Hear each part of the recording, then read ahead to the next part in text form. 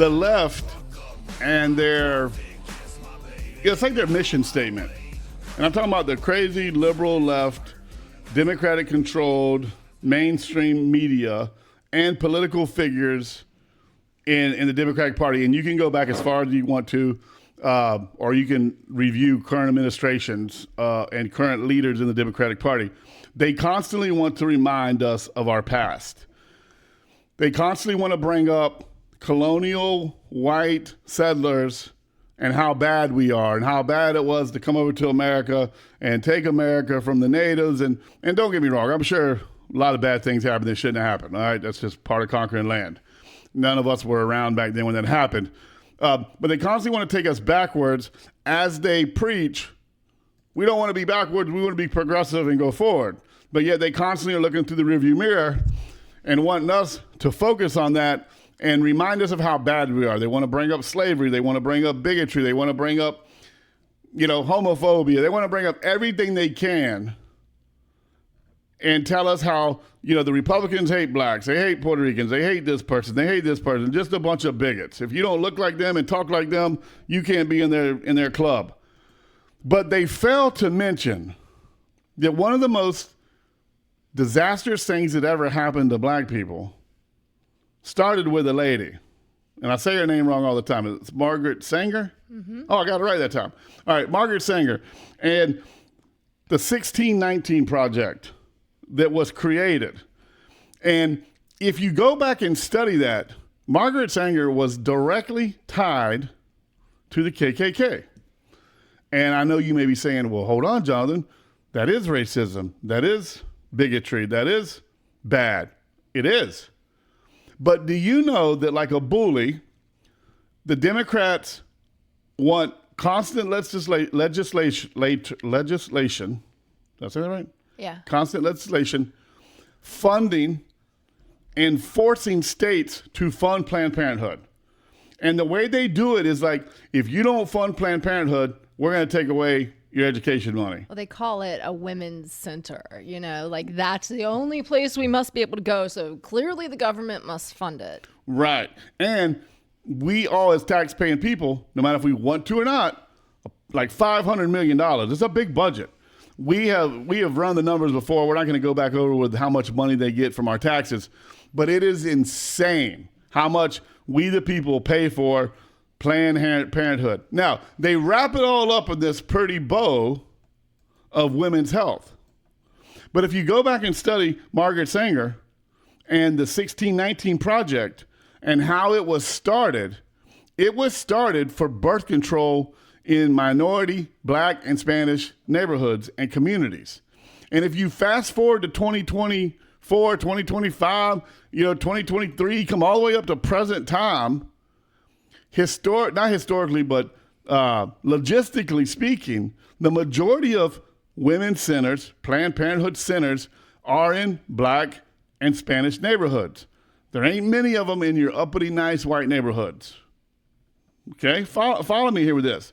So Margaret Sanger came up with a way to sterilize and or abort black babies.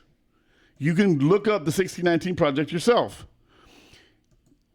How it got adopted, or the fact that it got adopted by the Democratic Party is no surprise. Because if you go all the way back to slave days, and of course, you have those crazies like, oh no, the Democrats and Republicans switched, the Democrats used to be Republicans and then they switched. Well, why would you switch with somebody if they were disgusting? Like, here's my thing, right? If the Republicans were the good guys and the Democrats were the bad guys, and the Democrats are like, hey, listen, we need a name change, freshen up our image. Yeah, that's always confusing. We're going to swap out with you. Do y'all mind taking the bad name role for a couple centuries, a couple decades, and we'll swap out. Maybe in 100 years we'll swap again.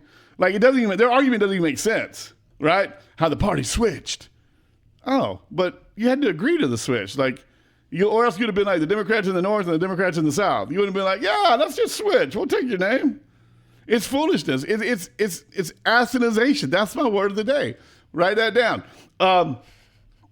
But this whole deal of birth control and abortion rights and the fact that they keep pushing it, but yet they don't talk about it. And during Black Lives Matter, and this is interesting that I found this by happenstance, but during Black Lives Matter, when they were telling us how bad we were and we couldn't have Confederate soldiers, and monuments in the park, and we had to change the name of all these schools because of all these bad white people that had slaves, they realized that they were calling the kettle black. And they had this building that Margaret Sanger founded, one of the first ones, and it was actually named the Margaret Sanger, what was that? Planned Parenthood's Manhattan Margaret Sanger Health Center. And they actually named the street, or was it the circle? That I could not You couldn't verify? find. I could not verify. But they did change that Planned Parenthood's name to Planned Parenthood of Greater New York. So they realized, She may not be the best representative for them. right, because of all her ties to slavery and the destruction of black people. But this is a Democratic pushed agenda. I don't know many Republicans who are like, yeah, take my taxes and fund Planned Parenthood. And again, I'm just trying to open up your eyes and the eyes of everybody. Again, I don't believe in abortion. I don't believe in murder. I don't believe in killing people unless you have to, right? I mean, things happen in war and self-defense, but I don't feel comfortable with my tax dollars, Heather, your tax dollars going to fund abortions. I'm not okay with that. Because they try to focus on, all the other stuff Planned Parenthood does. Like the basket of condoms in the waiting room? Right. Okay, cool. Thanks. Right, yeah. And we do screening for breast cancer. Really? Do they? I don't know. I've never heard about it, but they say that on their ads that they offer. Is it monograms? Mammograms. Mammogram. Monogram. We are going to monogram your chest now. Man, please let me monogram you. Mammograms, and then they talk about we do ultrasounds and we do pelvic checks for. Because that's the law. Because before you have an abortion, you have to have an ultrasound. Oh, really? Yeah. Okay. Yeah, because what would you be aborted if there wasn't nothing in there? It was a while back they passed something or other that you had to be able to show the woman what is inside her and the beating heart. Like that was the point of it, because a lot of people, once they see the beating heart, they thought that they would decide not to have the abortion. Right. And maybe it worked on a few people. I don't know. I don't know either. But I do know this because we've been involved with Vicki Matthews. Yes. And we do know this for a fact, that a woman walks into Planned Parenthood, they are not given multiple opportunities to walk away with their child.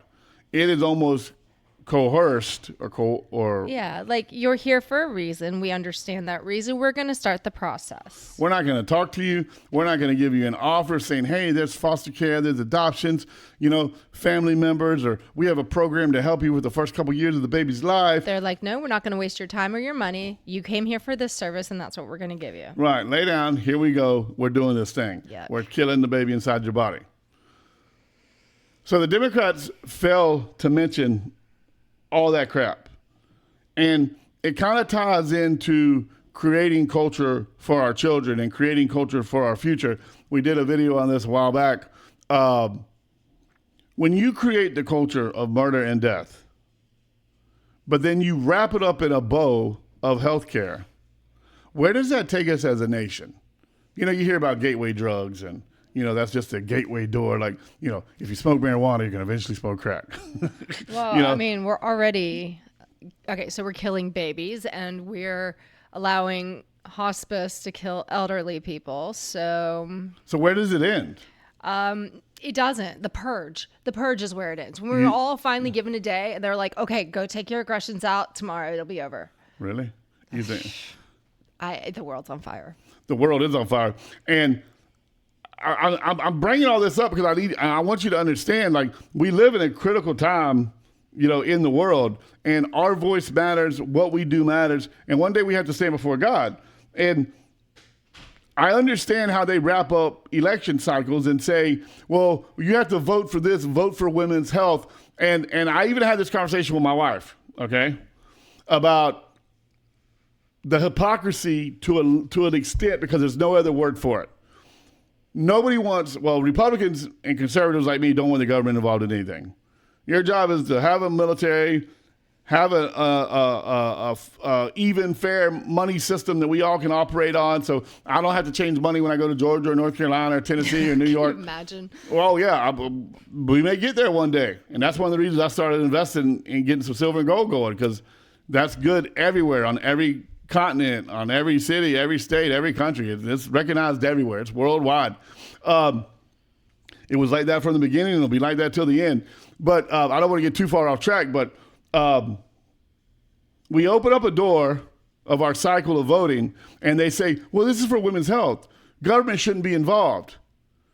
And you're like, yeah, government shouldn't be involved, but also I have to vote no to get the government involved, to say there's a ban or a rule, or you can't abort, up until the last, day of the baby.